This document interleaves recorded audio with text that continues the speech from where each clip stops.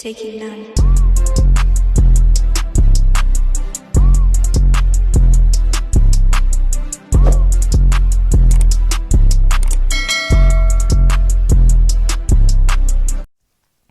What's up, guys? Welcome back. Today we're going to be going over the Panthers versus Saints matchups and predictions, but I know you guys saw that fire intro. I didn't make it. My guy Tell, aka Smokeless YouTube, he has his own Saints channel. I think a link should pop up right about now. In fact, he made a Panthers versus Saints hype video. You guys should check it out. It's so fire. If you liked what you saw in that intro, I can tell you his edits are literally fire. Go subscribe to him and do all that good stuff because, look at the editing. It's literally insane, but big thank you and big shout out to him. My new profile picture and banner are both done by him. He was literally the first person I ever reached out when I started this Saints channel, so he's been there, and he's fire. He has a lot of talent, so again, make sure you guys go sub to him. I know most of you guys know by now the status of Emmanuel Sanders and Michael Thomas for Sunday's game. And if you don't know, Michael Thomas, he aggravated his hamstring, so he won't be playing. And then Emmanuel Sanders allegedly caught COVID, and he's on the COVID reserve list, so he also won't be playing. So we're down our number 1 and 2 wide receiver. A lot of people are panicking, but I'm not really panicking. It's just really unfortunate, honestly. It's just like, we can't catch a break. It seems like everything's just going in flames. But I'm going to be going over the entire Saints injury report, so we're going to get into it. Janoris, Jenkins, Deontay Harris, Justin Hardy, and Terron Armstead have no game status, which means they'll probably be playing. Michael Thomas and Nick Easton are both ruled out, and JT Gray is questionable. Janoris Jenkins, we're going to need him. He's had a couple costly penalties in late game situations, which he's going to need to work on, and same with Marshon. But Deontay Harris, I'm glad he's back in the lineup. Down our number 1 and 2 wide receiver, we're definitely going to need him. Justin Hardy is great on special teams, and he's just good. We need him in the lineup for special teams. Michael Thomas is out. It's a bummer. I can't wait to see whenever he gets back to see our high-powered offense. It should be literally electric. Terron Armstead, we're going to need him on the offensive line. Nick Easton is ruled out, but again, we have pretty good depth and a good offensive line as it is. And JT Gray, he committed some special teams penalties, I believe, last game, or at least one, and he's questionable.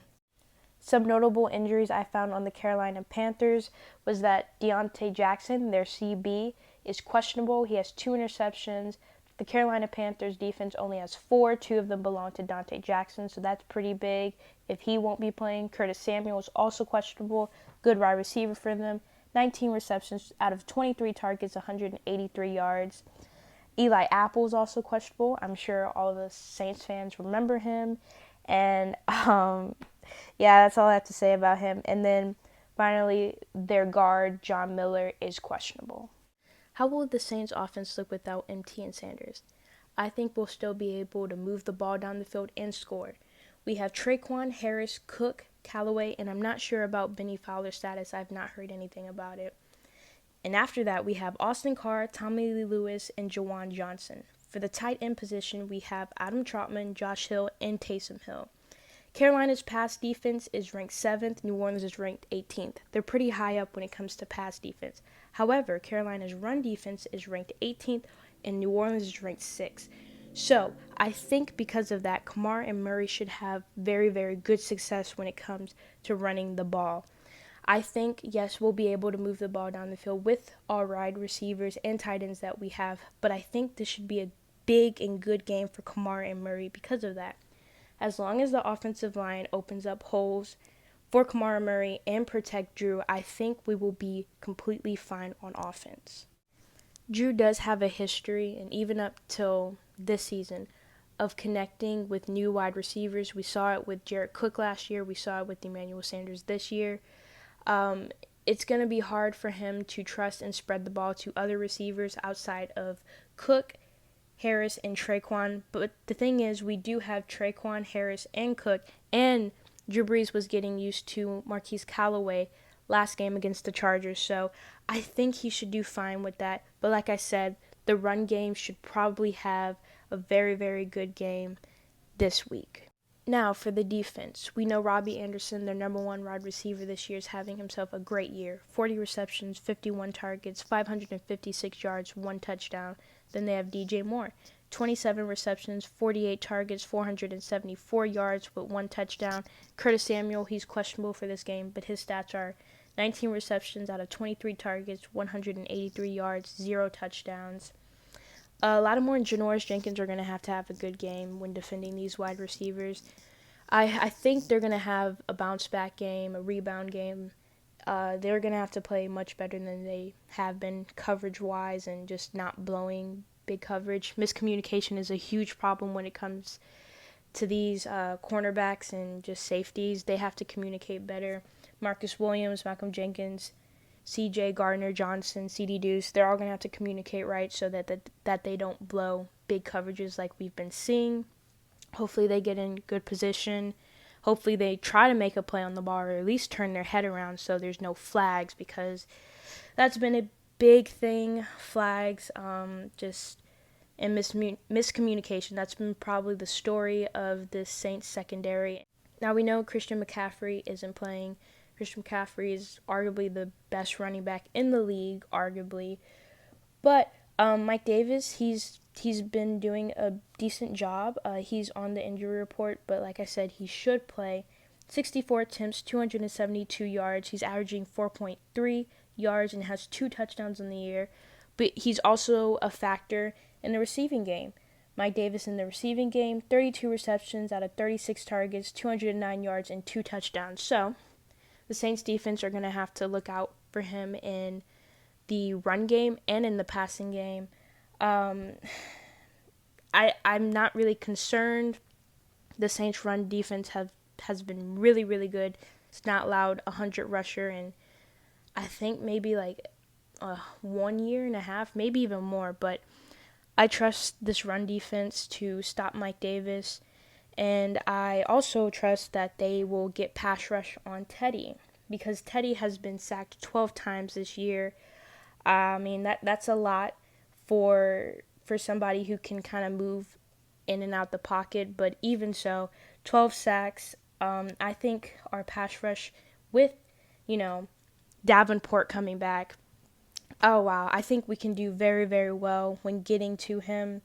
Teddy has 146 completions out of 206 attempts. He has 1,676 yards, 6 touchdowns, and 5 interceptions. With the 5 interceptions, I'm also hoping that our safeties or cornerbacks make some plays off of it and get some interceptions. He has one more touchdown than he does for interception. So, yeah, I'm hoping we can get a takeaway. If that's a fumble, that's fine too. But I'm hoping we get an interception off of him. And, back to the pass rush, though. Cam, Hendrickson, Sheldon, Davenport, Malcolm Brown, David Onyemata, Granderson, Shy Tuttle. I hope they all get some type of pass rush on Teddy so he has less time to throw to his receivers, make him uncomfortable, get sacks, maybe fumbles, strip fumbles, pick 6 for our secondary, and even in the front 7, hopefully they get some type of turnover. And I think it'll be possible. I think this is going to be a very, very good game. Good matchups. Divisional round, 1 of 2. First one is going to be at the Superdome. There's going to be, I think, 3,000 fans. That's not a lot, but hopefully they can make a lot of noise and make up for that lost crowd noise. I think the defense should have success on this Carolina offense, and I think the same with our Saints offense. I think the Saints offense should have a lot of success on the Carolina Panthers defense. I just hope there's no special teams penalties, because it kind of sets us back 10 yards, 15 yards, whatever it is. We got to clean up that, but my prediction for this game is that the Saints will win. Yes, a lot of people are panicking with MT and Sanders being out, but I think we are still able to get the W here. If we do all the stuff I listed and just have a cleaner more clean and better game than we have for the past couple of weeks, I think we should get it done. We're coming off a bye week. We've had 2 weeks. Hopefully everyone's rested and just ready to play. So yeah. So my prediction is 27-21 Saints. I think we'll look a lot better than we did last week against the Chargers on both sides of the ball. I think we'll clean up a lot of errors and just penalties, and I think we'll have success on both sides of the ball. So thank you guys for watching. That's about it. Make sure to like, comment, share, subscribe. Let me know what you guys think about MT being out, Sanders being out, and just how you think about the game in general. Yeah, I'm really excited. I have a cool new intro, outro, and a new profile picture and channel banner. Thank you, Smokeless, again. One last thing, my friend Deshaun and I made a video predicting the remaining games left for the New Orleans Saints regular season. We predicted all the W's and L's the Saints would take, starting from this Carolina game all the way up to the very last game of the Saints regular season. So make sure you check it out. It's going to be at the end of this video, or a link might pop up right now, but it's going to be at the end of this video and in the description below. So check that out. That's about it. Let me know how you guys feel. Peace.